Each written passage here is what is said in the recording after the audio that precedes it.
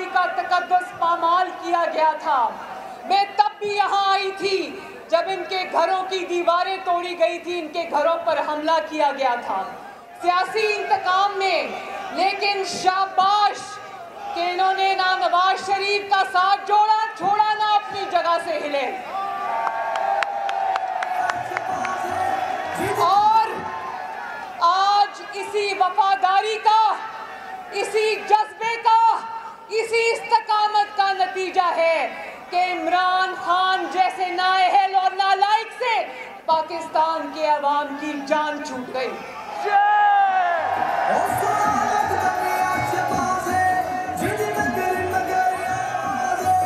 اور وہ آیت قرآن پاک کی سنیے نا, وَتُعِزُّ مَن تَشَاءُ وَتُذِلُّ مَن تَشَاءُ, کہ عزت بھی اللہ کے ہاتھ میں ہے, ذلت بھی اللہ کے ہاتھ میں ہے.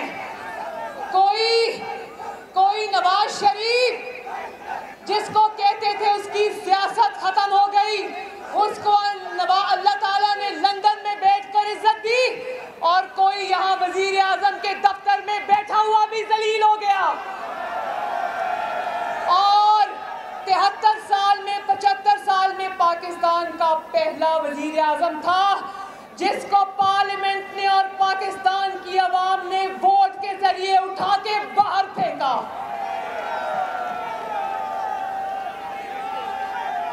ابھی تو تمہاری نواز شریف نے لندن بیٹھ کے تمہاری حکومت ختم کی ہے نا اللہ کے فضل سے.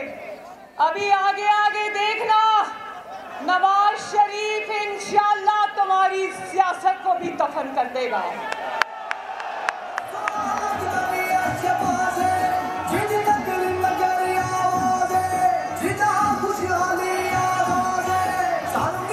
اور ویسے تو جھوٹ ہمیشہ سے بولتا آیا, اس کا نام جھوٹوں کا بادشاہ ہونا چاہیے. زندگی میں اس نے کبھی سچ نہیں بولا, لیکن جب اس کو اپنی کرسی کھسکتی ہوئی دکھائی دی تو اس دن سے پاکستان کے عوام کا جھوٹ بول بول کے ناک میں دم کیا ہوا ہے.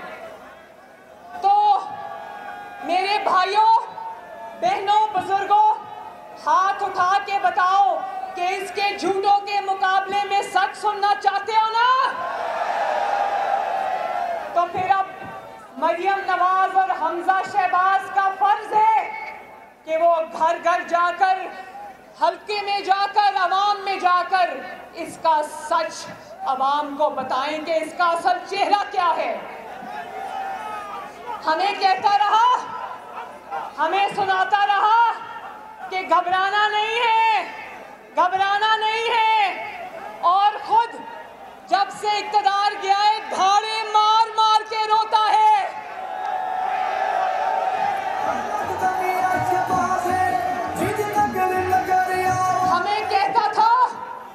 ہمیں کہتا تھا 50 لاکھ گھر دوں گا. 50 لاکھ گھر تو کسی کو نہیں ملے, ایک ہی گھر مکمل ہوا, وہ زمان پاک کا گھر تھا, عمران خان کا گھر تھا. کون کو کہتا رہا آخری گیند تک مقابلہ کروں گا. جب آخری اوور کا موقع آیا تو یہ پویلین سے باہر ہی نہیں نکلا. جب آخری گیند کھیلنے کا موقع آیا تو یہ کریز پر آیا ہی نہیں, اور میدان چھوڑ کر الٹے پاؤں بھاگ گیا. اور مقابلہ کرنے کے لیے کس کو بھیجا؟ اپنے غنڈہ گردوں کو بھیجا, غنڈوں کو بھیجا. اور جنہوں نے نیشنل اسمبلی میں بھی, پنجاب اسمبلی میں بھی غنڈہ گردی کی. جس دن یہ غنڈہ گردی ہو رہی تھی, یقین مانو میرے بھائیوں, میرا سر شرم سے جھک گیا. کیا یہ ہے ہمارے پاکستان کا معاشرہ؟ مجھے یہ بتاؤ کہ کیا یہ لوگ اپنے گھروں میں اپنے ماں باپ سے بھی یہی سلوک کرتے ہیں؟ جواب دو مجھے. یہی ہے ہماری معاشرتی اقدار؟ اور پھر آخری دنوں میں اس نے آئین کی جس طرح دھجیاں اڑائیں, بڑا معصوم سا منہ بنا کے کہتا ہے کہ میرے لیے 12 بجے عدالتیں کیوں کھلی، تو کان کھول کے سن لو عمران خان، تمہارے لیے 12 بجے عدالتیں اس لیے کھلی کہ تم نے پاکستان کے آئین پر خودکش حملہ کیا تھا۔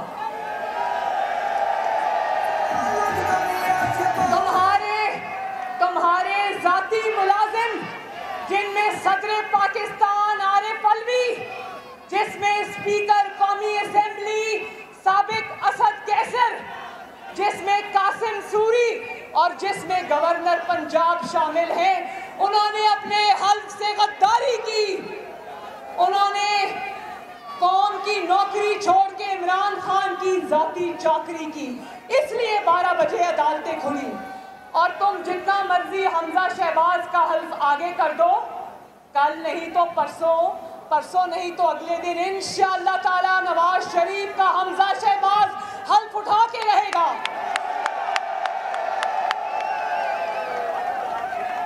تمہارا کیا خیال تھا کہ تم عدالتوں کے حکم کو پاؤں کے نیچے روندو گے اور عدالتیں تمہارا منہ دیکھتی رہیں گی؟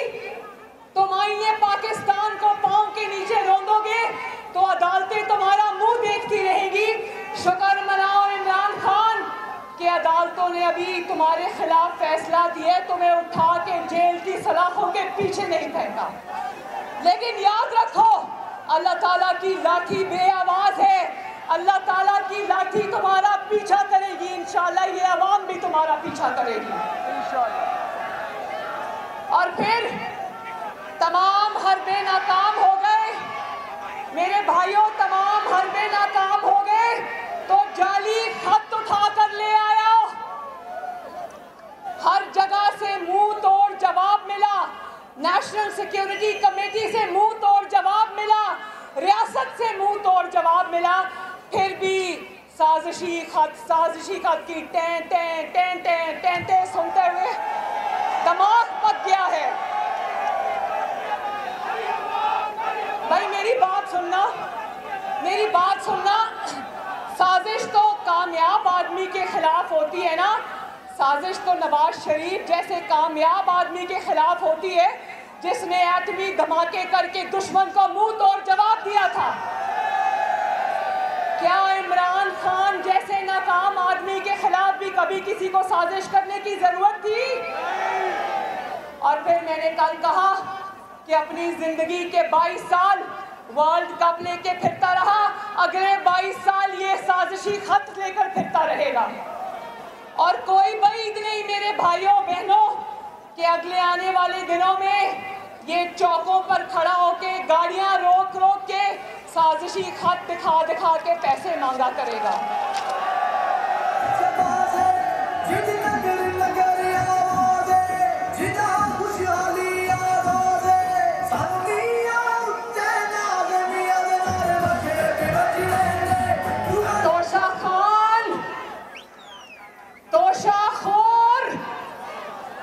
خط چھوڑ، کارکردگی بتا،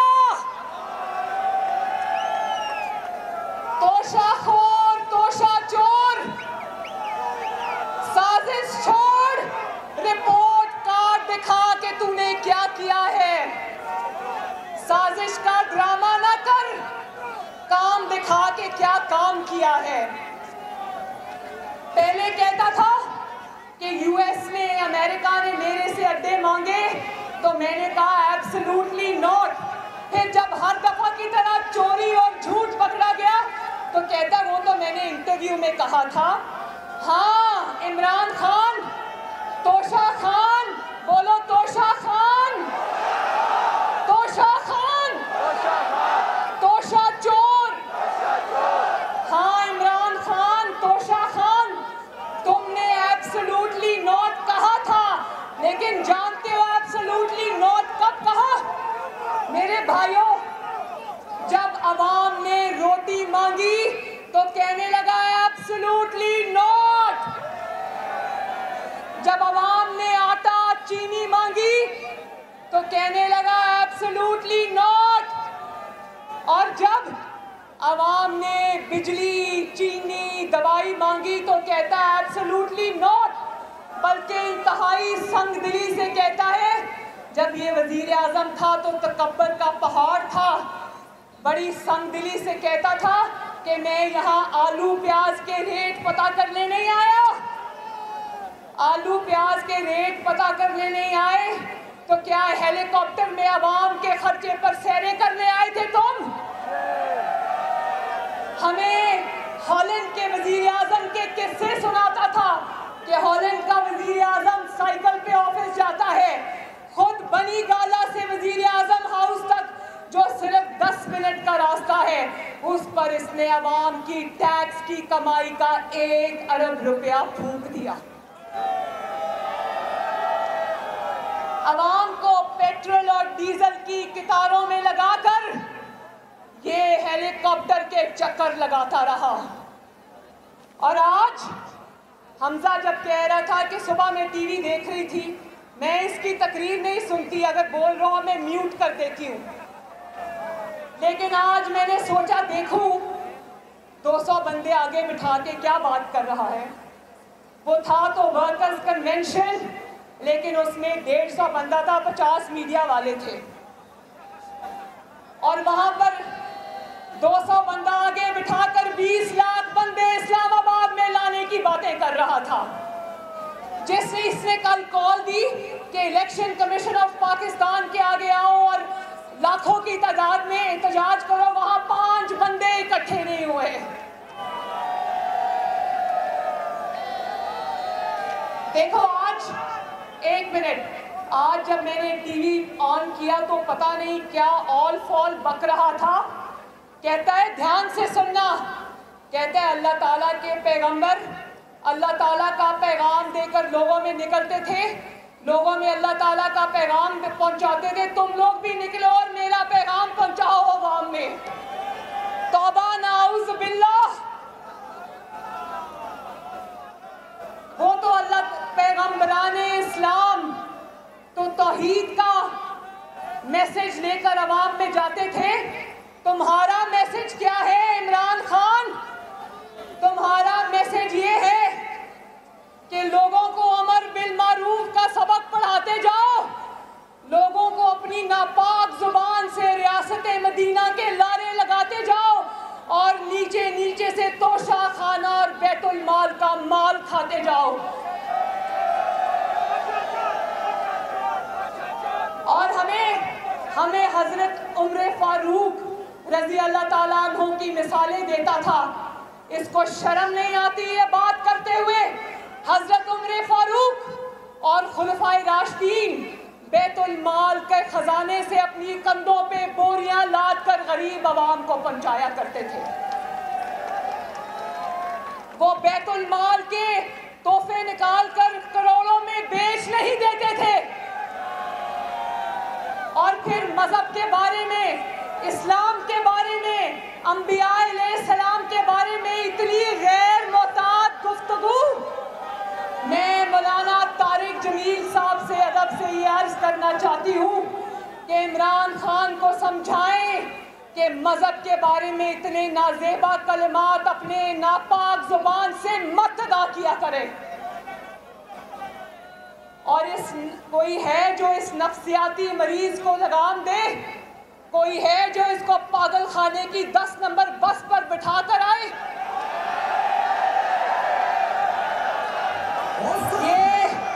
یہ اتنا بڑا پاگل ہے کہ قوم کو تو پاگل کیا ہے، اگر اس کو پاگل خانے میں بھرتی کرا دو یہ پاگلوں کو بھی پاگل کر دے گا۔ اور پھر کہتا ہے کہ لوگوں کو جب، آج کہہ رہا تھا کہ لوگوں کو جب عید پہ گلے ملنا تو ان کے کان میں کہنا حقیقی آزادی کے لیے باہر نکلو۔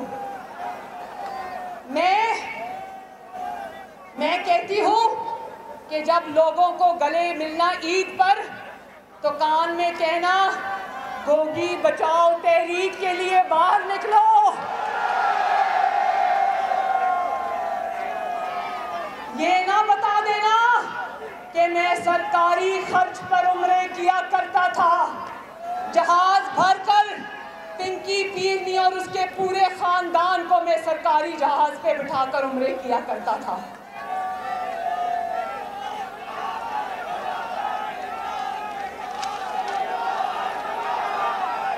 میرے بھائیوں ذرا ہاتھ اٹھا کر بتانا، جانتے ہو نا فرح گوگی کون ہے؟ فرح خان یعنی کہ عمران خان۔ آج ایک نیا قصہ سنو جس کے ثبوت آج ٹی وی کی سکرینز پر چل رہے تھے۔ دھیان سے سننا کہ کس طرح ہمیں امر بالمعروف کا سبق پڑھا کر یہ کہتے ہیں نا وچوں وچوں کھائی جاؤ تے اتو رولا پائی جاؤ۔ اس نے وہ راولپنڈی رنگ روڈ منصوبہ سنا ہے نا، اس کے اعلان سے ایک ہفتہ پہلے یہ فرح گوگی جس کا دوسرا نام عمران خان ہے، اس نے 2,60,00,000 روپے کی زمین خریدی، کیونکہ اس کو عمران خان نے بتا دیا تھا کہ رنگ روڈ منصوبے کا اعلان ہونے والا ہے، اگر یہ زمین تم اب خریدو گی تو اعلان سے پہلے سستی ملے گی اور بعد میں بیچو گی تو اربوں کی زمین ہو جائے گی۔ اس نے وہ زمین 200 کنال زمین خریدی اور جیسے ہی وہ سکینڈل باہر آیا 1 ارب روپے کی بیچ کے دوڑ گئی، راتوں رات دبئی فرار ہو گئی اور عمران خان نے اس کو راتوں رات دبئی فرار کرایا۔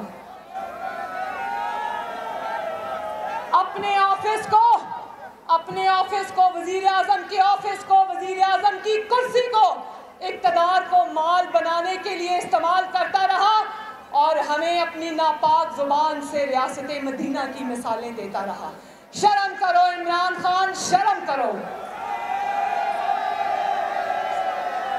اور پھر ہر جگہ سے منہ کی کھائی، جب سامنے اصل حقیقت آ گئی دنیا کی کہ یہ جھوٹ بول رہا تھا تو اداروں پہ حملے کرنے شروع کر دیے، اداروں کو گالیاں نکالنی شروع کر دی۔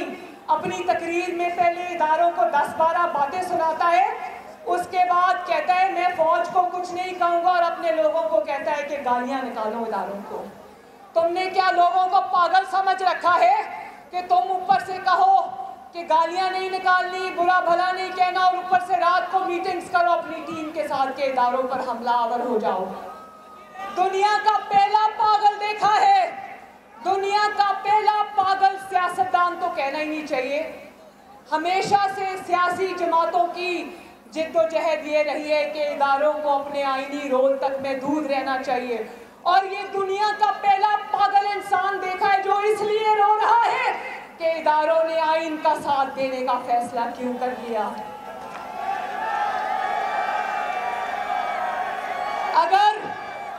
اگر ادارے آئین کے ساتھ کھڑے ہیں تو یہ تو اچھی بات ہے نا، اس میں اتنی مرچیں عمران خان کو کیوں لگ رہی ہیں؟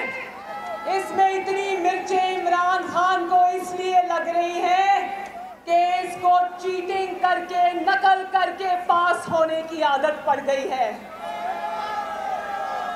اور اب کوئی چیٹنگ کرانے کو تیار نہیں، کوئی نقل کر کے پرچہ کرانے کو تیار نہیں، تو اس کے رونے کی آوازیں دور دور سے آ رہی ہیں۔ اور یہ جو جلدی الیکشن کا ڈرامہ رچا رہا ہے نا عمران خان، الیکشن ہوں گے انشاءاللہ ضرور ہوں گے۔ مسلم لیگ نون کے شیر الیکشن سے نہیں ڈرتے، کیونکہ مسلم لیگ نون کی جڑیں عوام میں ہیں۔ الیکشن سے تو وہ ڈرے جس نے اپنی حکومت ہوتے ہوئے 16 میں سے 15 ضمنی انتخابات ہارے۔ مسلم لیگ نون الیکشن سے کیوں ڈرے؟ مسلم لیگ نون تمہاری دھاندلی اور حکومت کے باوجود 16 میں سے 15 انتخابات جیت گئی تھی۔ تو یہ جو جلدی ایک منٹ آخری بات، یہ جو جلدی الیکشن کرانے کا منصوبہ ہے نا، اس میں الیکشن کرانا مقصود نہیں ہے، اس میں عمران خان تقرریوں میں مداخلت چاہتا ہے، اور چاہتا ہے کہ تقرریوں میں مداخلت کر کے یہ اگلا الیکشن بھی فکس کر لے۔ تو پہلے تو یہ مان لو کہ تمہارا سارا میچ فکس تھا، اور اب یاد رکھو عمران خان، تمہاری دھوس پر، تمہاری غنڈہ گردی پر اگلی تقرریوں کا فیصلہ نہیں ہوگا. اگلی تقرریوں کا فیصلہ میرٹ پہ ہوتا ہے اور میرٹ پہ ہوگا انشاءاللہ.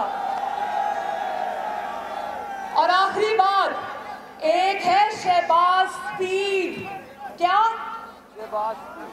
شہباز سپیڈ، جو سپیڈ سے کام کرتا ہے، جس نے 2 ہفتے میں وہ کام کر دیے جو عمران خان 200 سال میں بھی نہیں کر سکتا. کیونکہ عمران خان کو کام کرنا آتا ہی نہیں ہے. شہباز شریف نے صرف ان 2 ہفتوں میں چینی سستی کر دی، گھی سستا کر دیا، میٹرو بس چلا دی، گورننس کی سمت درست کر دی، بلوچستان کے دورے کر کے آ گیا، سندھ کے دورے کر کے آ گیا. اور ایک ہے عمران سپیڈ. عمران سپیڈ جانتے ہو کیا ہے؟ عمران سپیڈ ہے جتنی سپیڈ سے اس نے آٹا، چینی، دوائیاں، کھاد، گھی، ان کی قیمتیں بڑھائی تھی، اسی سپیڈ سے اس نے فرا گوگی اور اپنے اثاثے بھی بڑھائے ہیں. تو یاد رکھو میرے بھائیوں، عمران خان ایک فتنہ ہے، اور انشاءاللہ تعالی شہباز سپیڈ آنے والے دنوں میں عمران کے فتنے کو شہباز سپیڈ میں غرق کر دے گا انشاءاللہ. اللہ تعالیٰ آپ سب کا حامی و ناصر ہو.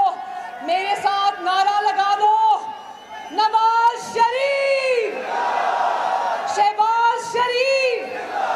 اور آخر میں میرے پیارے ملک کا نعرہ لگا دو، پاکستان.